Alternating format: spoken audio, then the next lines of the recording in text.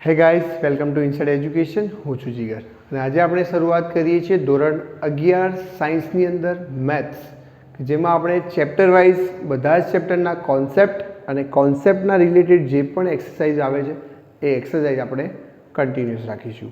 તો આજે આપણે શરૂઆત કરીએ ચેપ્ટર નંબર 1 ગણ. ચેપ્ટર નંબર 1 ગણ, જેને અંગ્રેજીમાં આપણે સેટ કહીશું. તો ફર્સ્ટ આપણે સમજીએ ગણ, કે ગણ કોને કહેવાય. તો ગણની એક સિમ્પલ ડેફિનેશન છે. ગણ એ સુનિશ્ચિત વસ્તુઓનો સમૂહ છે. ગણ એ સુનિશ્ચિત વસ્તુઓનો સમૂહ.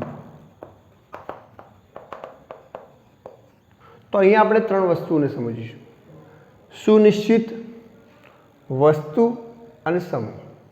સમૂહ તો આપણે જાણીએ છીએ, મતલબ કે જ્યાં આપણે એક કરતાં વધારે વસ્તુઓ ભેગી થવાને શું કહીએ છીએ? આપણે સમૂહ કહીએ છીએ. વસ્તુ મતલબ કે કોઈ પણ ઘટક હોય, મતલબ સંખ્યા પણ હોઈ શકે છે. આપણે આ ચેપ્ટરની અંદર વસ્તુની જગ્યાએ સંખ્યા પણ હોઈ શકે, કોઈ વ્યક્તિનું નામ પણ હોઈ શકે છે અને કોઈ પર્ટિક્યુલર વસ્તુ પણ હોઈ શકે છે. સુનિશ્ચિત, સુનિશ્ચિત મતલબ ચોક્કસ હોય. કેવું હોય? ચોક્કસ. તો ગણ શું છે? ચોક્કસ વસ્તુઓનો સમૂહ. હવે ચોક્કસ વસ્તુ હોય તો કોઈના માટે બદલાય નહીં. આપણે જાણીએ છીએ કે કોઈ પણ ચોક્કસ વસ્તુ મતલબ નિશ્ચિત વસ્તુ હોય એ કોઈના માટે બદલાશે નહીં. બસ, તો ગણ પણ એ ટાઈપનો જ છે. ગણ એવો સમૂહ છે કે જેમાં બધી જે વસ્તુઓ હોય ચોક્કસ હોય. તો હવે આપણે એક ઉદાહરણ લઈએ કે જેમ કે તમને એક પ્રશ્ન પૂછવામાં આવે છે કે બધા જ મૂળાક્ષરોનો સમૂહ, અથવા એમ પૂછ્યું બધા જ અંગ્રેજી મૂળાક્ષરોનો સમૂહ. તમને આ રીતે પ્રશ્ન પૂછ્યો છે કે બધા જ અંગ્રેજી મૂળાક્ષરોનો સમૂહ, તો તમારો જવાબ શું હશે? તો એમાં તમારો જવાબ હશે ABCD થી લઈને Z સુધી. હવે આ જ પ્રશ્ન જો કોઈ બીજા વ્યક્તિને પૂછવામાં આવે તો એ પણ એનો આન્સર શું આપશે? ABCDE અપ ટુ Z સુધી. તો અહીંયા કોઈ પણ વ્યક્તિને આપણે આ પ્રશ્ન પૂછીએ તો એનો આન્સર શું આવે છે? ચોક્કસ આવે છે. મતલબ જે ગણની જે સમૂહની અંદર જે બધા સભ્યો છે, જે વસ્તુ છે, એ કોઈના માટે બદલાતી નથી. મતલબ કે કેવી છે? ચોક્કસ છે, નિશ્ચિત છે. તો એવા જે સમૂહ છે એને શું કહીશું આપણે? ગણ. તો બસ ગણની એક સિમ્પલ ડેફિનેશન યાદ રાખીશું કે ગણની અંદર જે પણ સભ્યો હશે એ કેવા હશે? ચોક્કસ. અને વ્યક્તિથી વ્યક્તિ એનો આન્સર મતલબ જે સમૂહ છે એ બદલાવો જોઈએ નહીં. ચલો એક બીજું એક્ઝામ્પલ લઈએ કે લેખક મુનશી પ્રેમચંદે લખેલી નવલકથાઓનો સમૂહ. તો આપણને ખ્યાલ છે કે લેખક મુનશી પ્રેમચંદે જેટલી પણ નવલકથાઓ લખી છે, ભલે આપણને ખબર ના હોય, પણ આપણે નેટ ઉપર સર્ચ કરીએ તો એનું લિસ્ટ આપણને મળી જાય. ચલો એ લિસ્ટ તમને મળ્યું, તમે એના સભ્યો લખી દીધા, મતલબ કે જે નવલકથાઓ હતી તમે નવલકથા લખી દીધી.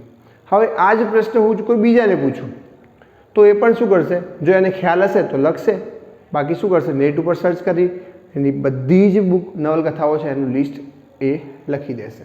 મતલબ અહીંયા આપણો આન્સર બદલાતો નથી. ફક્ત બદલાય તો શું બદલાય? ક્રમ બદલાય.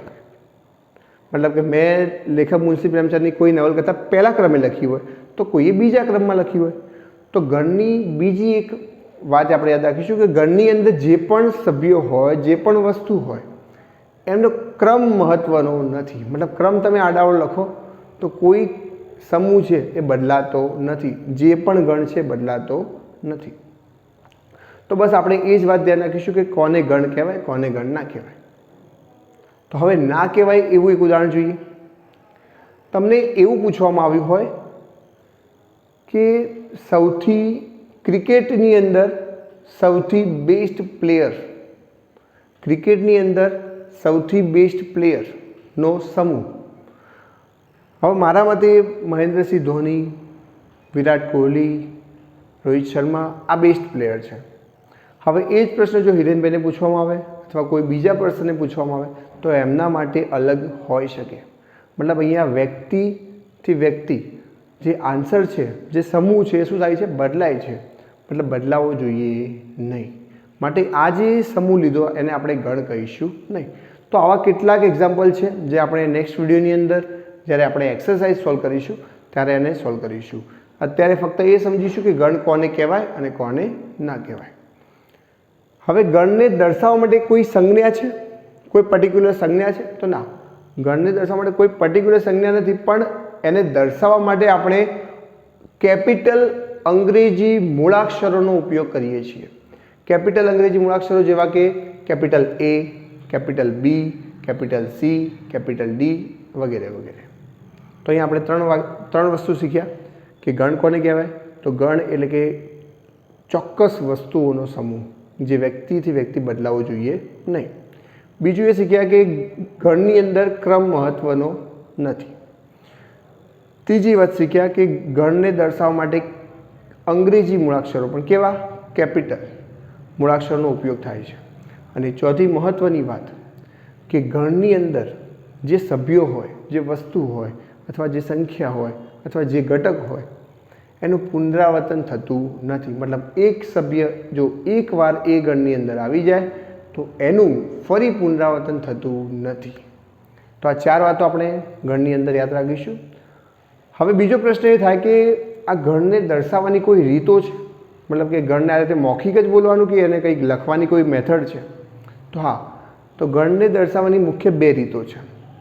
એક મેથડ એ છે કે યાદીની રીત અને બીજી છે ગુણધર્મની રીત. હવે યાદીની રીત મતલબ આપણે એના નામથી જ સમજીએ. ગણને દર્શાવવાની મુખ્ય 2 રીતો કે જેમાં ફર્સ્ટ છે યાદીની રીત.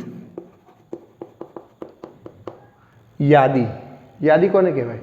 તો આપણે કોઈ લિસ્ટ બનાવી અને શું કહીશું આપણે? યાદી તૈયાર કરી એમ કહેવાય. બરાબર.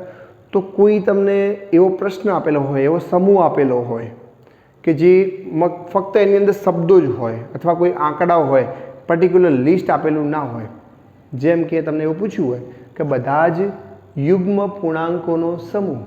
તમને આવો પ્રશ્ન પૂછ્યો છે કે બધા જ યુગ્મ પૂર્ણાંકોનો સમૂહ. ચલો આપણે અહીંયા લખીએ. એને આપણે એ બરાબર લખીએ. બરાબર કે બધા જ યુગ્મ પૂર્ણાંકોનો સમૂહ. શું વાપર્યું છે? બધા જ યુગ્મ. યુગ્મ મતલબ શું થાય? તો આપણે જે એકી અને બેકી સંખ્યા કહીએ છીએ ને એમાં યુગ્મ એટલે કે બેકી સંખ્યા.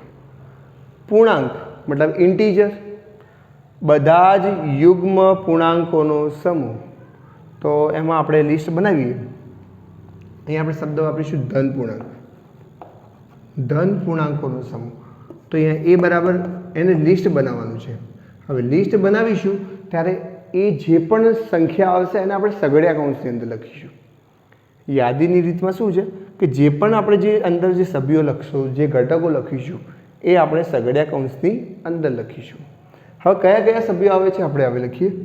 જેમ કે યુગ્મ ધન પૂર્ણાંક કીધા છે, મતલબ યુગ્મ હોય અને ધન પૂર્ણાંક હોય તો કયા આવશે? 2, 4, 6, 8, 10, 12... તો આ થયું આપણું યાદીની રીત. તો યાદીની રીતમાં શું કરવાનું છે? કોઈ તમને એક સેન્ટેન્સ આપેલું હશે, કોઈ કોન્સેપ્ટ મતલબ ગુણધર્મ આપેલો હશે, એને તમારે લિસ્ટમાં કન્વર્ટ કરવાનું છે, લિસ્ટ બનાવવાનું છે. અને એ લિસ્ટ આપણે સઘળિયા કૌંસની અંદર લખીશું. કોઈ પણ ઘટક લખીએ એના પછી આપણે એને અલ્પવિરામથી એને અલગ પાડીશું. તો આ થઈ આપણી યાદીની રીત. હવે આપણે જોઈએ ગુણધર્મની રીત. સેકન્ડ મેથડ જોઈએ ગુણધર્મની રીત. ગુણધર્મની રીત. તો અહીંયા જોઈએ ગુણધર્મની રીત. ફર્સ્ટ કઈ હતી? યાદીની રીત. સેકન્ડ ગુણધર્મની રીત. અહીંયા તમને કોઈ ગણ આપેલો હશે, યાદીમાં આપેલો હશે. કોઈ ગણ આપેલો હશે પણ કઈ રીતે આપેલો હશે? યાદીમાં આપેલો હશે.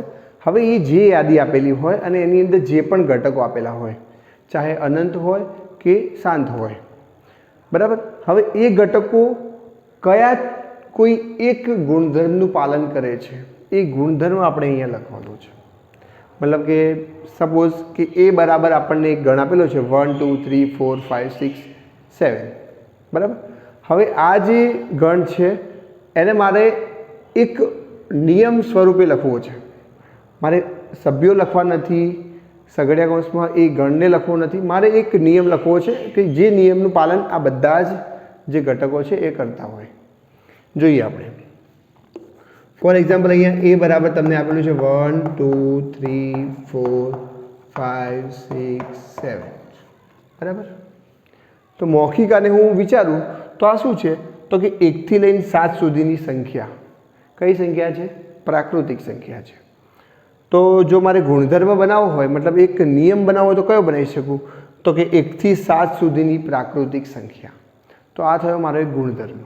હવે આ જે ગુણધર્મ છે એ આ બધા જ ઘટકો માટે લાગુ પાડી શકાય. તો એને લખવું કઈ રીતે, બસ આ સમજવાનું છે કે ગુણધર્મની રીત છે એ લખવી કઈ રીતે. તો આ જે ગણ છે એને જ મારે ડિફાઇન કરવાનું છે. આ જે ગણ આપેલો છે એ બરાબર 1 થી 7, એને જ મારે ડિફાઇન કરવાનું છે. એના રિલેટેડ જ મારે ગુણધર્મ લખવો છે. તો શું લખીશ? એ બરાબર હું એવી x સંખ્યા લઉં, એવી x સંખ્યાઓ લઉં કે જે 8 કરતાં નાની પ્રાકૃતિક સંખ્યા હોય. એવો x, મતલબ x શું છે? કોઈ સંખ્યા છે, મને ખબર નથી x શું છે. x કોઈ એવી સંખ્યા છે, પણ આ x કેવી છે? તો કે 8 કરતાં નાની, 8 નહીં પણ 8 કરતાં નાની પ્રાકૃતિક સંખ્યા છે. તો હવે આપણે એને લખીએ તો કઈ રીતે લખાય? જુઓ, x કે જ્યાં x, અહીંયા બે ટપ્પા જે છે, બે સેમિકોલન જે કર્યું છે, x કે જ્યાં x એ 8 કરતાં નાની પ્રાકૃતિક સંખ્યા. કઈ સંખ્યા છે?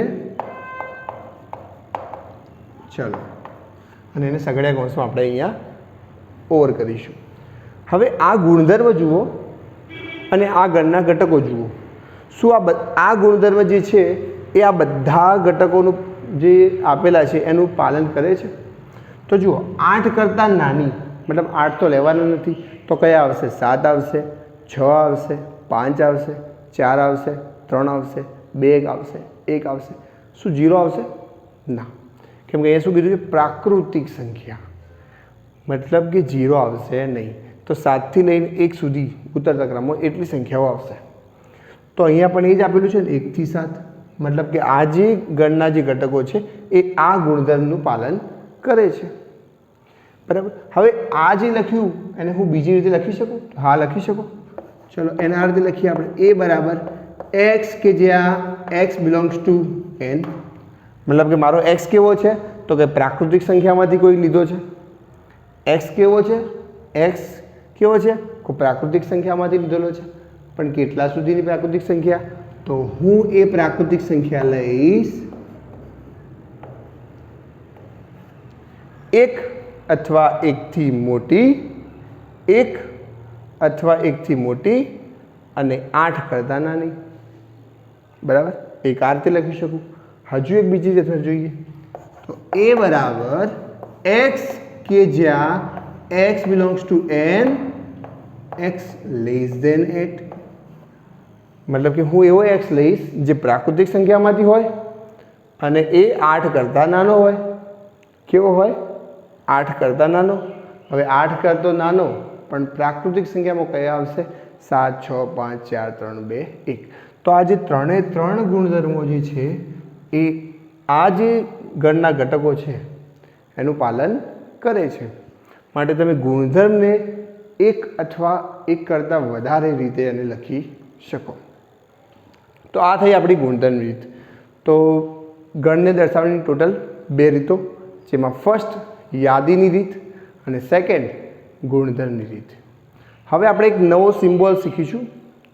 એ સિમ્બોલનો ગણની અંદર શું ઉપયોગ છે, એ સિમ્બોલ આપણને શું શીખવે છે અને એનો યુઝ આપણે કઈ રીતે કરી શકીએ, શા માટે થાય છે, એ આપણે શીખીએ. તો હવે આપણે શીખીએ એક એવો સિમ્બોલ કે જેનો ઉપયોગ ગણની અંદર કઈ જગ્યાએ થાય છે.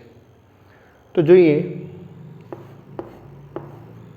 સિમ્બોલ કંઈક આ રીતે આપેલો છે કે ઈ જેવો તમને કંઈક દેખાય છે, એને કહેવાય છે બિલોંગ્સ ટુ.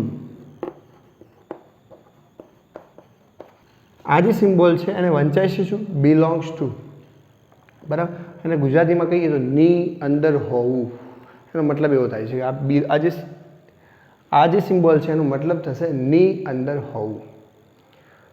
તો કોઈ ગણ આપેલો છે યાદીની રીતે આપણને. ફોર એક્ઝામ્પલ, ચલો એ બરાબર તમને આપેલો છે 1, 2, 3, 4 5 6 7 6 સુધી આપેલું છે.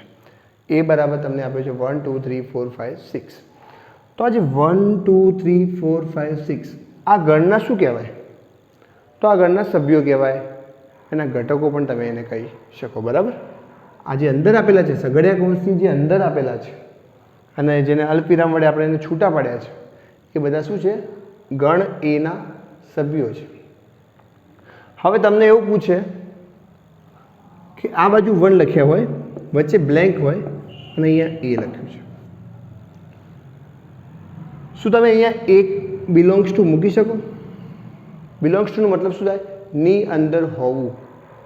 તો એક એની અંદર છે.